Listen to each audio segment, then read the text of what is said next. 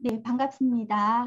저는 오늘 그 교수 지원 프로그램에 대해서 체계적인 교수 지원 프로그램 운영 전략과 성과 관리에 대해서 강의를 맡은 동의과학대학교 교사학습개발센터장 조채영입니다. 제가 오늘 그 오후 세션에 네 번째 강의를 하더라고요. 그래서 아마 선생님들 너무 많이 지치셨을 것 같아요. 많이 힘드시죠? 예. 하지만 제 경험으로는 다른 대학의 프로그램들을 한번 살펴보는 것은 선생님들 학교의 프로그램을 개발하고 개선하는데 상당히 많은 도움이 될 거라는 생각이 듭니다. 그래서 오늘 교수 지원 프로그램에 대한 저희 대학의 사례를 한번 보시면서 조금이라도 도움이 되셨으면 좋겠습니다. 그럼 시작하도록 하겠습니다. 예, 목차입니다. 목차는 다음과 같은 그런 순서로 진행될 예정입니다. 예, 그래서 먼저 대학의 발전계획과 교사학습개발센터의 교사학습 지원 사업의 연계성에 대해서 살펴보도록 하겠습니다. 먼저 대학의 교수 지원 체계부터 한번 살펴보도록 하겠습니다. 저희 대학의 교수 지원 체계를 소개시키고자 하는데요. 저희 대학의 교수 지원은 여기 보시면은 기획처 그리고 산학협력단, 교무처, 사무처에서 이러한 그 지원을 해주고 계십니다. 그런데 기획처, 산학협력단, 교무처, 사무처에서는 주로 행재정적인 지원을 통한 어떻게 보면 간접 지원을 한다고 할 수가 있습니다. 하지만 그 교수학습개발센터에서는 교수님들의 역량을 향상시키기 위한 직접적인 프로그램을 통한 그런 직접적인 지원을 한다고 할 수가 있겠습니다. 그럼 저희 대학의 발전계획과 교사학습개발센터의 그 지원 사업, 교수 지원 사업과의 연계성에 대해서 한번 살펴보도록 하겠습니다. 아마 다른 대학도 마찬가지겠지만은 저희 대학도 대학의 발전 계획이 있고요. 거기에 따라서 저희 센터의 사업이 많이 운영이 됩니다. 저희 대학의 발전 계획은 DIT 이노베이션 3.0 플러스로서 여기에는 베스트 DIT, 그리고 리뉴얼 DIT, 그리고 스마트 DIT, 글로컬 DIT, 쇼슬 DIT 이렇게 해서 5개의 전략 목표가 있고요. 특히 베스트 DIT와 스마트 DIT가 저희 센터의 사업과 깊게 관련되어 있습니다. 이러한 5개 전략 목표 하에 19개 혁신 전략으로 구성이 되어 있습니다. 베스트 DIT를 한번 예를 들어보면은요. 베스트 DIT는 미래 수요에 대응하는 에이스 인재 양성을 위한 교육 혁신을 목적으로 해서 5가지의 혁신 전략이 이제 포함되어 있는데요. 이 중에서도 에이스 인재 양성을 위한 교육과정 설계 및 운영 혁신, 그리고 교수 및 학생 지원 혁신 이 2가지가 저희 센터와 연계되어 있습니다. 좀 자세히 한번 살펴보도록 하겠습니다. 여기 저희 대학의 목표가 제시되어 있고요. 저희 대학의 발전 계획을 간략하게 이렇게 제시를 하였습니다.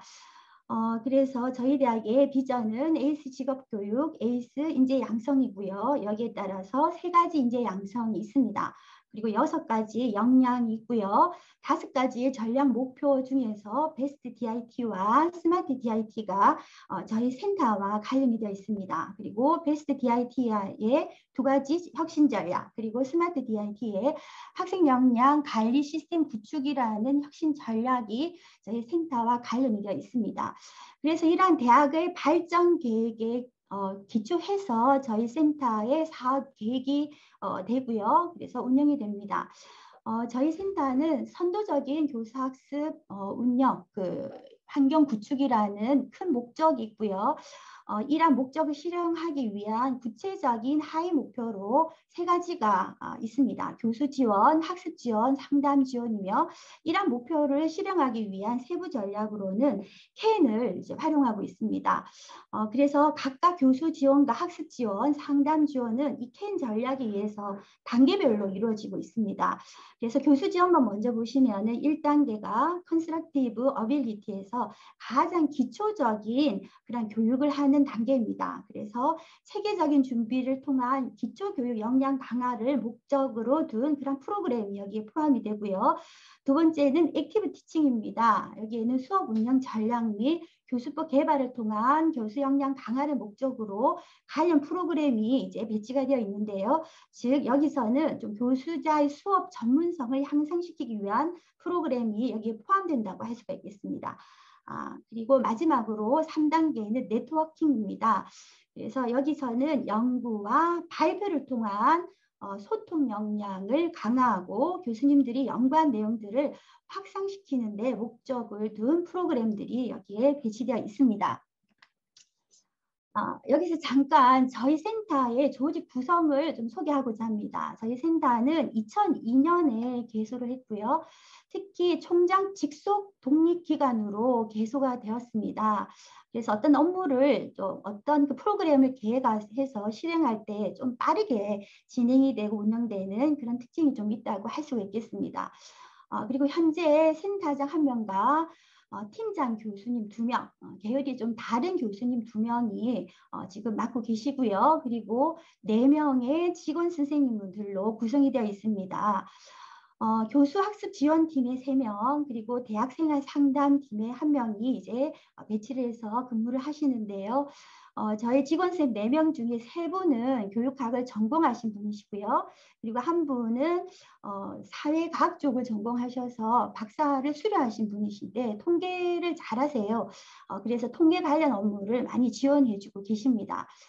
그리고 저희 센터 위에는 그 운영위원회와 평가위원회를 두고 있고요. 그리고 연 2회에 그 개최를 하고 있습니다.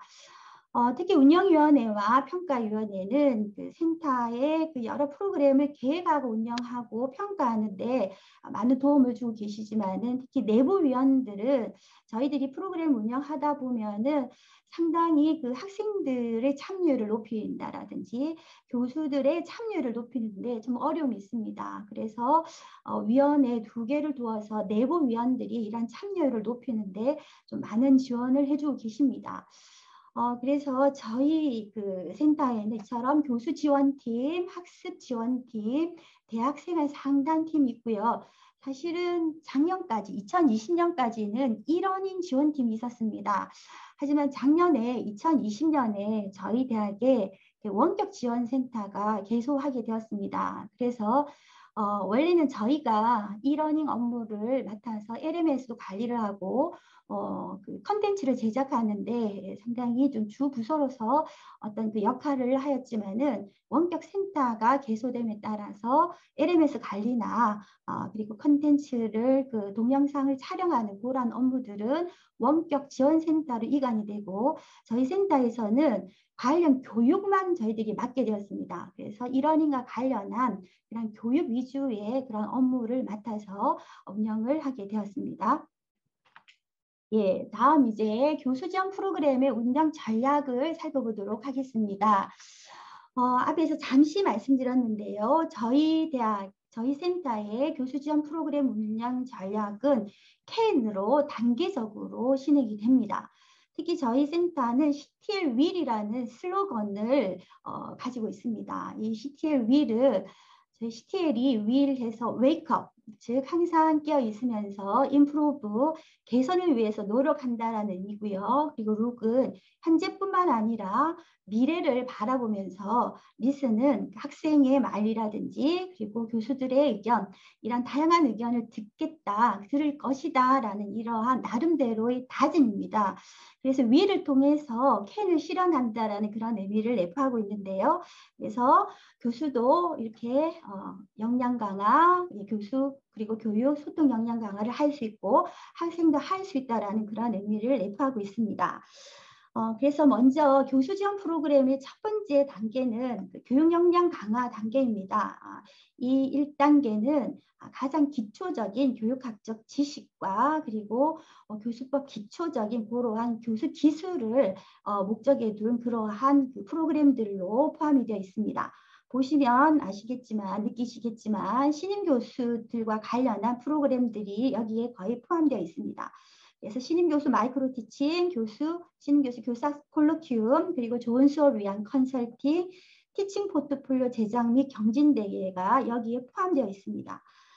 그리고 2단계는 교수 역량 강화 단계입니다. 그래서 교수들의 수업 운영 전략과 어떤 교수법 개발을 통한 교수의 전문성을 향상시키는 데 목적을 둔 그러한 프로그램들이 여기에 배치가 되어 있는데요.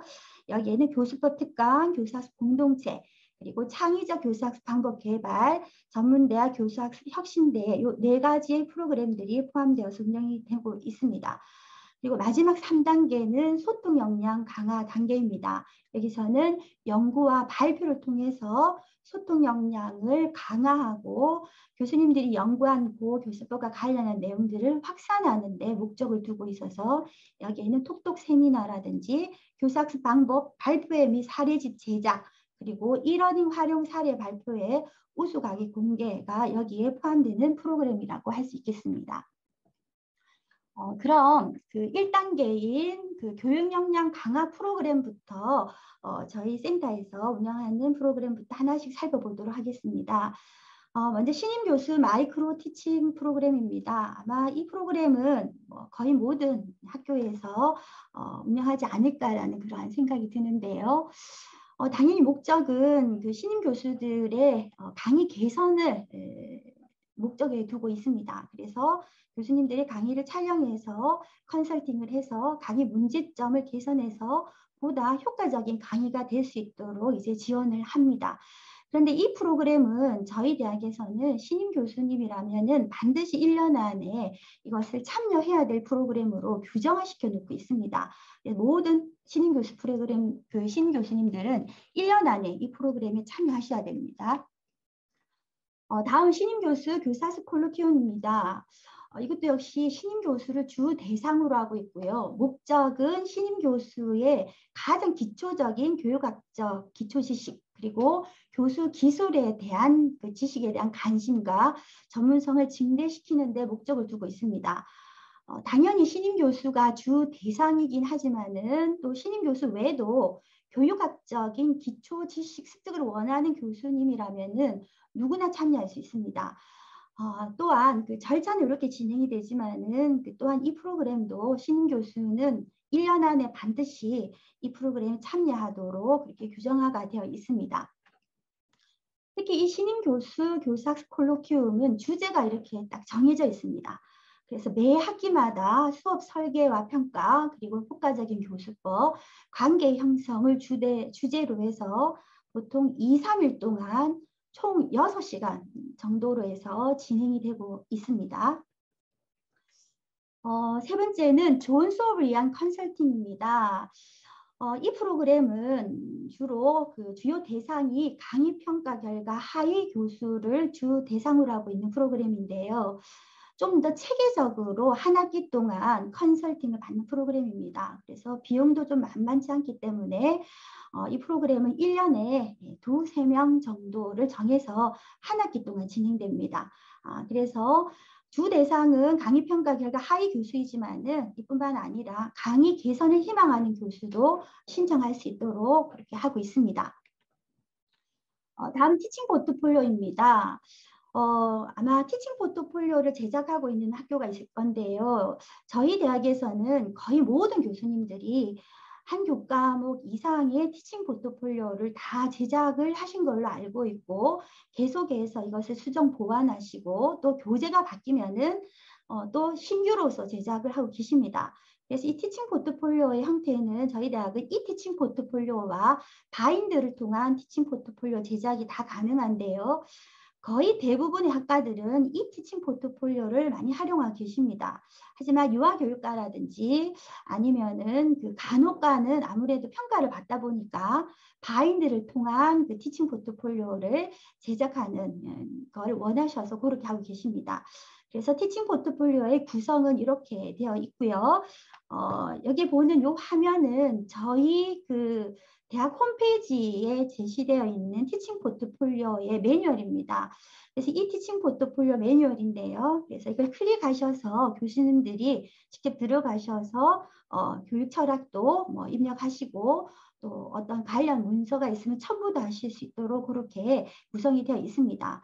그래서 매 학기 시작 전에 교수님들은 스스로가 어떤 과목을 이번에 티칭 포트폴리오로 제작할 것인지, 신규로 할 것인지, 아니면 보완할 것인지 등을 직접 체크하셔서 티칭 포트폴리오를 제작할 수 있도록 그렇게 되어 있습니다.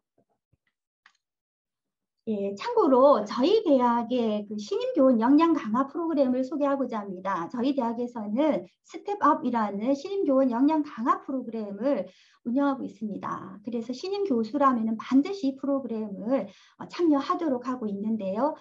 이 프로그램은 교무부와 저희 교사수 개발센터가 함께 운영하고 있습니다. 교무부는 학과 동료 교수 멘토링 프로그램을 운영하는데, 이것은 한 학기 동안 학과 전임 교원 한 명을 멘토 교수로 선정해서 이 교수가, 신임 교수가 학과에 잘 적응할 수 있도록 전반적인 내용을 지도해 주시는 역할을 합니다. 그럼 신임 교수는 기본 시수에서 한 시수가 감해지고요. 그리고 멘토 교수는 멘토 지도비를 이렇게 받게 되어 있습니다. 대신에 그 한 시수가 감해지는 대신에 신임 교수는 매월 보고서를 제출하도록 되어 있습니다. 어떤 지도를 받았는지. 예. 그리고 또 교사수 개발센터는 앞에서 말씀드린 요 신임 교수 마이크로 티칭, 교사수 콜로퀴움, 티칭 포트폴리오 요 외에도 교수법 특강을 신임 교수들이 듣도록 하고 있는데요. 임용 이내에 15시간 이상 필수 참여하도록 하고 있습니다. 여기서 반드시 교내에 교사수 개발센터 프로그램은 10시간 이상 반드시 참여하도록 해서, 어떻게 보면은 그 교수님들의 그 교수 지원 그 프로그램의 참여율이 상당히 중요하잖아요. 그래서 신임 교수 때부터 저희 센터 프로그램에 좀 참여하면은 좀 더 많은 프로그램에 참여하지 않을까 하는 이러한 그 나름대로 의도를 가지고 이렇게 그 규정화시켜 놓고 운영하고 있습니다. 그래서 저희 센터에도 그 신임 교수가 2년 되는 해에는 이러한 이 프로그램들을 이수했다라는 그 이수증을 이제 수여하고 있습니다. 네, 그래서 이러한 프로그램을 참고하시면 좋을 것 같고요. 자, 2단계입니다. 2단계는 이제 교수자의 전문성을 향상시키는데 목적을 두고 있는 교수 역량 강화 프로그램들입니다. 먼저 교수법 특강입니다. 아마 대부분의 학교에서 뭐 교수법 특강 프로그램을 다 운영하고 계실 텐데요. 저희 대학도 새로운 교수법을 많이 소개하려고 하고 있고요. 이를 통해서 교수님들의 수업 능력의 전문성을 향상시키려고 하고 있습니다. 그런데 저희 대학은 2019년부터는 저희 대학에서 운영하는 대부분의 교수 지원 프로그램의 그 대상을 전임 교수뿐만 아니라 외래 교수도 다 참여할 수 있도록 그렇게 하고 있습니다. 특히 이 교수법 특강은 외래 교수님들이 가장 많이 참여하는 그러한 프로그램이라고 할 수가 있겠습니다. 그래서 프로그램을 실시하는 그 시기는 뭐 중간고사, 기말고사, 그리고 방학 중인데, 방학 중에서도 아무래도 그 방학 시작하자마자 또한 개학하기 전에 실시를 해서 교수님들이 좀 많이 참여할 수 있도록 그렇게 하고 있고요. 1년 단위로 한번 교수법 특강을 몇 회 하는지 저희가 운영 결과 보고서를 보고 한번 세워봤더니 보통 2~3시간 단위로 1년에 8회에서 10회 정도의 그 교수법 특강을 운영하고 있었습니다. 그래서 혹시나 해서 주제를 제가 여기 한번 적어봤는데요. 2020학년도에서 2021학년도 1학기 주제입니다. 그래서 보시면은 아무래도 비대면 수업이 많다 보니까 그와 관련한 특강들이 좀 많이 보이시죠? 그리고 여기서 파란색으로 해놓은 요 주제는 사실 인문학 특강 주제입니다. 저희 대학은 그 1년에 한 2번 정도에서 교수법 특강 안에 인문학 특강을 포함시켜서 운영을 하고 있는데요. 2020학년도에는 문학을 주제로 해서 1, 2회 정도 그 운영을 했고요. 그리고 예술 분야를 통한 도제시 수업 방법 이해라는 주제로 판소리 하시는 분을 좀 모셔다가 도제시 수업 방법 외에도 판소리를 좀 들어서 교수님들이 사실 너무 많이 지치셨었어요. 그 비대면 수업 준비하시느라고. 그래서 그러한데 조금 편안하게 강의를 들을 수 있고 좀 즐길 수 있는 이러한 그 프로그램을 운영하기도 했습니다. 다음은 그 교수학습 공동체입니다. 어떻게 보면 이 교사수 공동체는 저희가 운영하는 교수 지원 프로그램 중에서 상당히 그래도 좀 잘 되는 프로그램 중에 하나라고 할 수가 있겠습니다. 목적은 새로운 교수 전략을 개발을 하고 우수 사례를 공유하는 데 있는데요. 이 프로그램은 사전에 몇몇 교수님들이 모여가지고 팀을 이루어가지고 하나의 주제를 공부하고 싶은, 연구하고 싶은 주제를 정해서 신청서를 저희에게 제출을 합니다. 그러면은 한 학기당 3팀에서 4팀을 선정을 해서 이 프로그램을 운영하고 있는데요. 예를 들면은 간호학과 교수님처럼 같은 과나 계열의 교수님들이 모여서 간호학과 교수님 한 5분이 문제 중심 학습과 같은 PBL에 대한 연구를 하겠다라고 신청을 해주신 분도 계시고요. 이번 학기에 보니까는 여러 과의 교수님들이 좀 모이셔가지고 메타버스 그리고 게이미피케이션을 함께 활용해서 운영하겠다라고 신청을 하신 분도 계셨고, 또 작년에 저희가 AI 센터가 개소가 되었습니다. 그래서 거기에 속하는 교수님들이 AI를 좀 공부하겠다 해서 이 프로그램을 신청해 주셨습니다. 그래서 이 프로그램들을 신청을 하시고 선정이 되면은 여기 보시면은 3차에 걸쳐서 간담회를 하게 되는데요. 이 간담회비를 저희가 지원을 해드립니다. 그리고 관련 주제에 대한 외부 전문가 컨설팅을 할 수 있도록 컨설팅비도 이제 지원이 되고요. 또한 교수 개개인에게 연구비를 별도로 지원합니다. 그래서 상당히 교수님들이 좀 많이 좀 참여하는 프로그램 중에 하나고, 또 업적평가에도 많은 그 업적평가 점수가 반영이 되기 때문에 좀 어느 정도 좀 지원이 되는, 교수님들에게 조금 참여율이 높은 그런 프로그램이라고 할 수가 있겠습니다. 다음은 창의적 교사학습 방법 개발이라는 프로그램입니다. 목적은 사실 앞에서 제시한 교사학습 공동체와 거의 비슷합니다. 하지만은 이 프로그램은 다른 점은 저희 센터의 나름대로 어떤 특정 프로그램이 좀 전략적으로 저희 대학에 좀 확산될 필요가 있겠다라는 그런 생각으로 센터에서 한 두세 개 정도의 교수법을 교수님들에게 제시를 합니다. 그럼 이 교수법에 대해서 관심 있는 교수님들이 이제 신청을 하셔서 한 교수법에 한 5, 6명이 소그룹으로 참여해서 진행이 되는데요. 특히 이 프로그램은 상당히 체계적인 컨설팅을 받는 프로그램입니다. 그래서 총 3회 전문가 컨설팅이 시작이 되는데요. 1회 컨설팅은 수업, 즉 학기 시작하기 전에 이루어집니다. 그래서 보통은 강의 계획서, 수업 계획서를 통해서 어떻게 이 교수법을 운영하겠다라는 그러한 계획에 대한 컨설팅을 받게 되고요.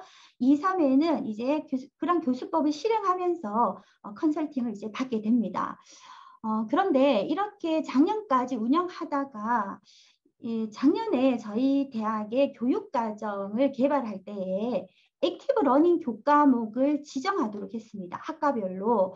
그래서 이건 뭐냐면은요, 학과별로 교수님 1인당 1명 정도를 계획을 해서 그 교과목에서는 여기서 이게 제시하고 있는 학습자들이 참여하는 혁신적인 교과목을, 교수법을 이 교과목에 적용을 하는 것을 우리는 액티브 러닝 교과목이라고 이렇게 하였습니다.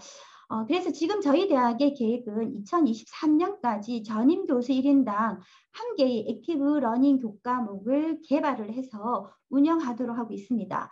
단 너무 많은 교과목이 액티브로 한꺼번에 몰리면은 학생들이 너무 힘들잖아요. 그래서 그러한 것들을 좀 고려해서 학기당 학년별로 2과목 이하로 운영하도록 지금 권장을 해서 지금 운영하고자 하고 또 그렇게 할 계획이 있습니다. 또한 저희 대학에서 그래서 이 창의적 교사학습 방법 개발 이 프로그램은 2023년까지는 액티브 러닝 교과목과 연계해서 이루어질 예정인데요. 이러한 혁신적 교수법을 5주 이상 실행하고 발표하고 연구 결과 보고서를 제출할 때에는 1.20수를 인정을 해서 수당으로 이제 지급을 하게 되고요. 또 상당히 조금 많은 교수들의 지원금, 수당이 또 지원이 되고요. 그뿐만 아니라 업적평가에도 상당히 많은 그런 점수를 좀 부여해서 상당히 초반이기 때문에 많은 교수님들이 이 액티브 러닝 교과목에 좀 열의를 가지고 좀 개발할 수 있도록 지원하고자 지금 노력하고 있는 상황입니다. 네, 다음은 전문대학 교수학습 혁신대 프로그램인데요. 사실은 저희 센터에서 이 프로그램을 지속하는 게 사실 좀 어려움이 좀 많은 그런 프로그램입니다. 특히 최근에는 너무 꼭 그 역량 있는 교수님들, 여기에 그 혁신대에 나가면 참 좋을 것 같은 교수님들이 그 학교 보고서에 너무 많이 이제 쓰는데 포함이 되어 있다 보니까는 혁신대에 그 나가실 교수님을 찾는 게 참 어렵더라고요. 저희 대학은 2009년부터 해서 현재까지 총 계속해서 이제 뭐 1년에 그래도 한 명씩은 빠지지 않고 나가려고 노력을 하고 있고요. 그래서 교육부 장관상 2명을 포함해서 8명이 지금 이제 수상을 하고 있습니다. 그래서 현재 저희는 그 교사학습 공동체 앞에서 소개시켜드린 교사학습 공동체와 창의적 교사학습 방법 개발이라는 프로그램의 결과 보고서를 받아보고 상당히 좀 내용이 좋은 그런 교수님들께 이 혁신대를 좀 권유합니다. 그래서 올해도 2명이 신청하셨는데 한 분은 너무 이제 그 혁신 보고서 때문에 그 대학 보고서 때문에 힘들어서 참여하지 못하고 한 분 정도가 올해도 이제 참여해서 참 다행이라는 생각이 드는데 매년 어쨌든 참여자를 발굴하는 거 너무 힘든 프로그램인 것 같습니다. 이제 3번째입니다. 소통 역량 강화 프로그램입니다. 그래서 이제 교수님들이 소통을 강화해서 본인들이 그 연구한 내용들을 학리에 확산시키는데 목적을 둔 그러한 프로그램들이 여기에 포함이 됩니다. 첫 번째는 이제 톡톡 세미나라는 프로그램인데요. 사실 저희 대학에서는 라이프 가이드 제도를 운영합니다. 그래서 교수님들이 한 학기당 2회 이상 프로그램을 그 학생들을 대상으로 상담을 하도록 되어 있습니다. 그런데 상담을 하고자 하면 사실 많은 교수님들이 상담을 너무나도 잘 모르시기 때문에 어떻게 그 상담을 해야 되는지 모르겠다라는 그러한 이야기들을 많이 하셨습니다. 그래서 사실 이거는 저희가 사실은 그 마산대학을 좀 배치마킹한 프로그램입니다. 그래서 마산대학에서는 지금 안 하더라고요. 그래서 좀 아쉽은데 마산대학에서 통통 세미나라는 프로그램을 통해서 이러한 비슷한 프로그램 운영하고 계시더라고요. 그래서 그 프로그램을 조금 저희 센터에 맞게, 저희 학교에 맞게 운영하는 프로그램입니다. 그래서 점심시간을 활용해서 샌드위치를 좀 먹으면서 상담 사례를 좀 공유하고 저희 센터, 상담센터에 계시는 상담 전문가 선생님 한 분과 객원 상담 선생님 한 분을 모셔다가 상담에 대한 기법과 기술 이런 것들을 좀 습득하고요. 특히 그 교수님들의 상담 사례들을 함께 나누고 어떻게 해야 되는지 이럴 때는 그러한 시간을 갖는 프로그램입니다. 근데 저희 대학에서는 신입생들이 오면은 적응 역량 검사를 실시합니다. 마인드픽 검사를 실시하는데요. 그래서 1차 톡톡 세미나는 적응 역량 검사를 실시한 후에 이 마인드픽 검사 결과를 가지고 어떻게 상담하면 좋을지에 대한 그러한 노하우들에 대한 그 의견을 서로 주고받고 기술을 습득을 했었고요. 이제 2, 3차는 아직은 진행이 되지 않았는데 2, 3차는 학습과 진로 상담 위주로 진행이 되도록 되어 있고요. 이와 연계해서 교수님을 대상으로 하는 상담 프로그램으로는 톡톡 세미나와 상담 특강이 있는데 계속 연계해서 4차로는 톡톡 세미나는 아니지만 상담 특강으로 연계해서 진행을 하고 있습니다. 다음은 교사학습 방법 발표회 및 사례집 제작 프로그램입니다. 이거는 앞에서 그 교사학습 공동체라든지 창의적 교사학습 방법, 그 결과 발표를 한 그 결과 보고서를 바탕으로 해서 교수님들이 대학에 있는 많은 교수님들 앞에서 발표도 하고 그것을 이렇게 사례집으로 제작을 해서 공유하는 데 목적을 둔 프로그램입니다. 그래서 책자는 학과당 한 2권씩 이렇게 나눠드리고요. 그리고 개별 교수님들에게는 PDF 파일로 모두 다 제공해드리고 있습니다. 다음은 이러닝 활용 사례 발표회입니다. 사실 이 프로그램을 하게 된 그 이유는요. 저희 센터에서 LMS를 관리할 때에 나름대로 좀 돈을 들여서 온라인 학습 관리 시스템을 마련했는데 교수님들이 너무 활용을 안 하시는 거예요. 그래서 도대체 이걸 어떻게 하면은 좋을까라고 좀 고민을 하다가 이런 활용 사례 발표회를 가지게 되었습니다. 그래서 이 사례 발표회를 하는 교수님들에게는 그 소정의 그 발표비를 좀 드리고 또 업적 평가에 좀 상당히 좀 높은 점수를 좀 반영해서 많은 교수님들이 LMS에 좀 관심을 가지도록 유도하기 위한 목적으로 프로그램이 실시가 되었는데, 근데 2019년, 2020년에 걸쳐서 코로나 사태로 너무 이제 활성화가 되었죠, LMS가. 그래서 많은 그 학교에서 많은 투자도 해서 많은 그 업그레이드가 된 걸로 알고 있는데요. 그래서 2019년, 2020년에는 저희 대학의 LMS 시스템이 아랫대홀의 활용과 더불어서 비대면 수업, 즉 원격 수업에 대한 어떤 사례들을 같이 섞어서 발표하도록 했습니다. 그래서 여기에 제시되어 있는 그러한 주제는 그러한 그 2020년의 주제를 여기서 제시를 하였고요. 올해도 그래서 그 이러닝 그 저희 학습 관리 시스템 LMS 활용과 더불어서 온라인 그 수업을 어떻게 했는지 비대면 수업에 대한 노하우를 공유하는 그러한 그 프로그램으로서 사례 발표회로 운영하고자 합니다. 그래서 이거는 그와 관련 사진입니다.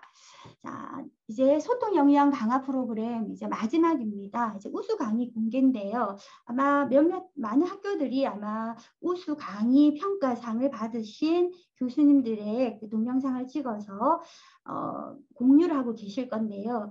저희 대학에서도 그렇게 하고 있습니다. 그런데 3, 4년 전만 하더라도 저희 대학에서는 강의평가 우수상을 받으신 교수님들의 수업을 50분 동안 동영상으로 촬영을 해서 그대로 이제 우리 대학 내 교수님들이 보실 수 있도록 하였습니다. 그랬더니 강의평가를 받으셔서 그 영상물을 찍으시는 교수님이 너무 이제 힘들어 하셨고요. 50분 동안 찍는 것에 대해서. 그리고 또 동영상을 보시는 교수님들도 50분 보는 게 너무 힘들다. 그래서 보다가 만다 이런 이야기들을 너무 많이 하셔서 그래서 좀 고민을 했습니다. 그래서 조금 방법을 바꾸어서 인터뷰 형태로 해서 한 10분에서 한 12, 3분 정도의 동영상을 촬영을 해서 그래서 그 교수님들께 이제 볼 수 있도록 공유를 하고 있습니다. 여기 보시면은 이 5가지에 대한 인터뷰 그 질문을 던져놓고 그래서 강의 노하우라면은 교수님들의 강의 노하우를 직접 이야기하시면서 실제 강의하는 장면 좀 특징적인 장면을 또 동영상으로 찍어서 함께 제공해 준다라든지 하는 그래서 이러한 4가지의 그러한 인터뷰를 통해서 좀 짧은 동영상을 제작을 해서 우수 강의 공개로 올렸습니다. 그랬더니 뭐 긍정적인 측면은 많은 교수님들이 그 동영상을 보시더라고요. 그러한 점은 있었습니다. 그래서 여기서 제가 그 한 가지 그 교육신념과 관련해서 이 교수님이십니다. 1호가 교수님이신데 강의 우수상을 작년에 받으셨습니다. 그 교수님의 동영상을 잠시 소개하고자 합니다.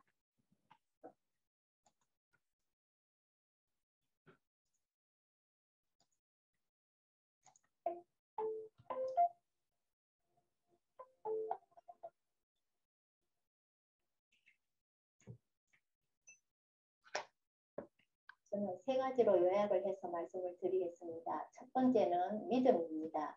인간의 믿음은 모든 것을 가능하게 합니다.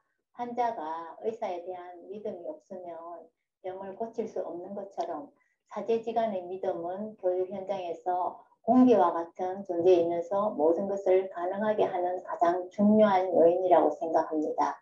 두 번째는 관심입니다. 아주 사소한 것이지만 관심을 가지고 대화를 하게 되면 보상의 심리로 더 잘하려고 하는 의지를 가질 거라 생각합니다. 그래서 항상 이름 외우기는 필수라고 생각하고 저는 수업 시간에 이름을 부르고 있습니다. 세 번째는 기다림입니다. 지금 스피드 시대에 기다림이란 웬 말인가 할 것 같은데 교육은 제자를 믿음과 관심을 가지고 사랑하는 마음으로 기다리는 것입니다. 아낌없이 물을 준 나무에 열매가 맺히기 기다리는 것처럼 말입니다. 실천하기 어려운 일이지만 조금씩이나마 실천하고자 오늘도 내일도 노력할 것입니다. 그러면서 늘 마음속으로 지성이면 감성이다 라는 말을 외쳐봅니다. 네. 어떻습니까? 그 우수 강의 평가자 대상으로 선정될 만하다는 그런 생각이 좀 드시죠? 그래서 이렇게 한 10분 정도 전후에 그 동영상을 찍어서 저희는 그 공개를 하고 있습니다. 이제 교수 지원 프로그램의 성과 관리에 대해서 살펴보고자 합니다. 저희 대학의 성과 관리 체계는 뭐 대부분의 대학처럼 PDCA의 그 체계를 가지고 성과를 관리하고 있습니다. 그래서 계획 부분에서는 교수 지원 프로그램과 관련한 사전 조사, 요구도 조사를 먼저 실행을 합니다. 12월 달에 그 요구도 조사를 통해서 그 결과를 분석해서 그 결과를 교수 지원 프로그램을 개발하고 개선하는 데 반영하고요. 또 전년도 성과 자료들을 분석합니다. 성과 자료에는 프로그램별 평가 자료가 있고요. 그리고 저희 센터 자체 평가 결과, 그리고 대학 자체 평가 결과에 대한 내용들을 분석을 해서 프로그램 계획에 반영하고요. 그리고 예산 편성을 하고 이런 것들을 고려해서 저희는 그 사업 계획서를 이제 그 3월 이전에 보통 1월에서 2월에 걸쳐서 계획서를 제작합니다. 그럼 이 사업 계획서에 따라서 이제 전체 프로그램들이 이제 운영이 되고요. 그리고 평가, 성과 분석이 이루어지는데 프로그램별 평가는 개별 프로그램이 종료되는 시점에서 저희 센터 운영팀, 즉 저와 저희 직원 선생님들과 팀장 교수님 두 분이 2주에 한 번씩 격주로 이제 주간 회의를 합니다. 그래서 이때 이제 프로그램에 대한 평가가 이루어지고요. 평가 내용은 프로그램별 만족도 조사, FGI 등 분석한 내용들입니다. 이런 평가 결과는 1년 단위로 저희들이 그 출판하는 운영 결과 보고서에 다 담겨져 있습니다. 그리고 저희 센터는 CTL 자체 평가를 1년 단위로 평가위원회를 통해서 진행하고 있는데요. 저희 센터에서는 그 자체로 관리하는 지수가 3가지가 있습니다. 교수 역량 지수, 그리고 학습 역량 지수, 인성 함량 지수가 있습니다. 그래서 이 지수별, 지표별 성과 분석이 이루어지고요. 이를 통해서 좀 성과가 달성이 안 되어 있는 그러한 부분에 대해서는 원인을 파악해서 개선 사항을 도출을 해서 다음 연도 계획에 반영하고 있습니다. 끝으로 대학 자체 평가입니다. 1년 단위로 대학의 기획처 소속의 통합성과관리위원회를 통해서 이루어지고 있고요. KPI 분석이죠. 예, 이렇게 해서 이 평가 결과도 이제 반영이 되어서 다음 연도 사업계획서에 이제 포함이 되어서 운영되고 있습니다. 그래서 이러한 평가 결과 여러 가지 개선 사항이 도출이 되고 또 다시 계획이 되는 이러한 PDCA의 순환 체계로 저희가 성과 관리를 하고 있습니다.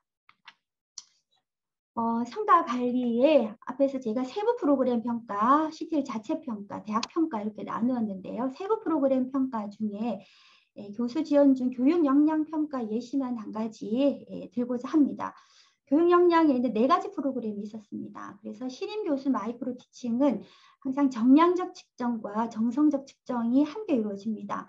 그래서 신임 교수는 참여율로 정량 측정을 하고요. 함께 FGI를 통해서 정성적인 측정이 함께 이루어지고 그리고 완료됩니다. 그리고 신임 교수 교사 콜로퀴움도 정량과 정성으로 이렇게 평가가 이루어집니다. 그리고 티칭 포트폴리오도 다음과 같은 이러한 평가로 이제 세부 평가가 이루어집니다. 특히 티칭 포트폴리오는 그 정성적 평가로 심사자가 저희는 티칭 포트폴리오를 외부 심사자를 좀 바꿔서 다양한 심사자를 초빙을 해서 심사를 받고 있는데요. 그래서 외부 심사자 입장에서 FGI와 또한 그 티칭 포트폴리오를 제작한 선생님들의 교수님들의 그 FGI를 함께 진행을 해서 다음 연도의 개선 사항으로 이제 반영을 하고 있습니다. 다음 CTL 자체 평가입니다. 그래서 3가지 지표, 즉 교수 역량 학습 지원, 학습 역량 지수, 그리고 인성 함량 지수 중에 교수 역량 지수 예시입니다. 그래서 교수 지원 프로그램 이 세 가지 이 단계별 이 프로그램에 대한 역량, 지표별, 영역별 그 평가가 진행이 됩니다. 그래서 교수 역량 지수의 교육 역량에 대한 목표와 실적 달성도 평가, 교수 역량에 대한 평가, 소통 역량에 대한 평가가 이루어지고 이것을 총합한 총괄 평가에 대한 평가가 이루어집니다. 그래서 평가 기준은 90점 이상이면 우수이고요. 70점 이상에서 90점 미만이면 보통입니다. 그리고 70점 미만인 경우에는 미흡입니다. 그래서 그 자체평가위원회에 의해서 이러한 것들이 평가가 되고 나름대로 사업을 평가를 해서 이것이 운영 결과 보고서에 이렇게 기록이 되도록 하고 있습니다. 다음은 대학 자체 평가, KPI 평가에 대한 예시인데요. 이것은 저희 대학의 그 KPI 평가의 지표 정의서 예시입니다. 이런 식으로 해서 학교에서 관리하고 있는 그 KPI 속에 저희 센터가 관련되는 그 KPI에 대한 그 점수를 받아보고 그것에 대한 또 개선 사항들을 좀 토대로 해서 프로그램들을 개선하고 있습니다. 사실 이거 외에도 대학에서는 기간평가라든지 특성화 평가, 다양한 평가들이 있었고 그때마다 부서별 평가도 함께 이루어졌기 때문에 그 평가 결과들을 고려해서 다음 연도 사업계획에 반영을 하고 있습니다. 자, 이제 마무리를 하고자 합니다. 아마 그 모든 대학들은 학생들의 학습 역량을 향상시키고 그래서 대학의 교육의 질을 향상시키기 위한 그런 노력들을 하고 계시는데요. 학생의 학생 역량이라든지 그리고 대학의 질을 향상시키는 데는 사실은 누구보다도 교수자의 역량이 너무나도 중요하다라는 거는 다 공감하지 않을까라는 생각이 듭니다. 하지만 제가 센터장이 되고 난 이후에 상당히 힘들었던 부분이 이 교수 지원 프로그램의 참여자들을 좀 많이 참여하도록 참여율을 높이는 것이 너무나도 힘들었습니다. 그래서 여러 가지 노력도 좀 했습니다. 사실은 교수 지원 프로그램에 대한 요구도 조사를 하긴 하지만은 응답률이 그렇게 높지도 않고 좀 정성껏 체크해 주지도 않았기 때문에 계열별, 학과별 교수님들을 좀 만나서 직접 어떠한 요구가 있는지, 어떤 프로그램들이 좀 필요한지, 어떻게 하면 참여할 수 있는지에 대한 그런 내용들도 좀 많이 들었는데 제가 생각하기에 이러한 교수 지원 프로그램들을 좀 참여율을 높이기 위해서는 무엇보다도 학교의 의지가 참 중요한 것 같다라는 생각이 들었습니다. 그래서 총장님을 비롯한 처장님들의 그 교수 지원 프로그램에 대한 관심과 지원 이런 것들이 중요합니다. 그래서 앞에서 창의적 교수학습 방법 개발에서 보셨다시피 저희 총장님과 처장님이 모든 교수님들이 좀 그 혁신적 교수법에 좀 관심을 가지고 수업에 직접 적용해 봤으면 좋겠다라는 그러한 생각을 가지고 계셨기 때문에 모든 교수가 한 과목 이상의 그런 혁신적인 교수법을 적용하도록 지금 계획을 해서 저희 센터 프로그램을 연계해서 운영하고 있습니다. 그래서 이러한 학교 차원의 총장, 처장단의 의지 그리고 또한 지원도 상당히 중요합니다. 저희 센터 교수 지원 프로그램 중에서 참여율이 높은 프로그램들은 업적 평가에 많은 점수가 반영이 된다라든지 많은 연구비가 지원될 때 좀 참여율이 높은 경향도 있습니다. 그래서 이러한 지원도 필요하지 않을까라는 생각이 들고요. 또 저희 센터 입장에서 보면은 나름대로 끊임없이 노력을 해야 될 것 같은데 실제 교수에게 필요한 프로그램이 무엇인가에 대한 고민을 계속 해야 될 것 같습니다. 그래서 선생님들도 아마 느끼셨겠지만은 교수들에게 실질적으로 필요한 주제의 특강이라든지 프로그램을 운영할 때에는 참여율이 상당히 높았습니다. 왜냐하면 교수님도 너무 요즘에 보면 너무 힘드십니다. 대학이 힘들다 보니까 입시도 나가야 되고 보고서도 써야 되고 할 일이 너무 많은데 시간을 내어서 교사수 개발센터에서 운영하는 프로그램에 참여했는데 프로그램이 별로다, 도움이 별로 안 됐다 하면은 다음에 또 다시 참여하기 참 힘듭니다. 그래서 저는 저희 선생님들부터 저희 선생님들에게 교수법 특강 하나의 주제를 선정할 때 좀 많은 고민을 하고 또 그 프로그램으로 그 주제로 특강을 했을 때 다른 학교의 반응은 어땠는지 이런 것들을 좀 알아보고 좀 그 프로그램을 운영하고 주제를 정하도록 하고 있습니다. 그래서 끊임없는 교사수 개발센터의 노력이 필요하지 않을까라는 생각이 들고요. 사실은 끝으로 교수자들의 변화하고 발전하고자 하는 의지가 필요한데요. 시대가 너무 많이 변했습니다. 요즘에 MZ 세대에서 들어오는 학생들의 특성은 너무나도 이해하기 힘든 특성들을 너무 많이 보이고 있고요. 메타버스다, 그리고 4차 산업시대다 해서 너무 다양한 그러한 그 변화가 지금 일어나고 있습니다. 그래서 사실은 이전과 같은 강의로 교수의 역할로서는 그것을 따라가기 좀 힘든 상황입니다. 그래서 저희 센터에서는 나름대로 교수 개개인이 변하고 발전하고자 하는 의지를 가질 수 있도록 나름대로 좀 다양한 프로그램을 개발하고 지원하고자 하는 그런 노력은 하고 있습니다만 교수님 스스로가 변화하고자 하는 의지가 중요하지 않을까라는 생각이 듭니다. 그래서 아마 센터에 근무하시는 선생님들 모두 다 너무 많이 이제 노력하고 계시고 힘드실 것 같습니다. 끝으로 모두 다 화이팅 하시기를 바라면서 제 강의는 여기서 마치도록 하겠습니다. 네, 감사합니다.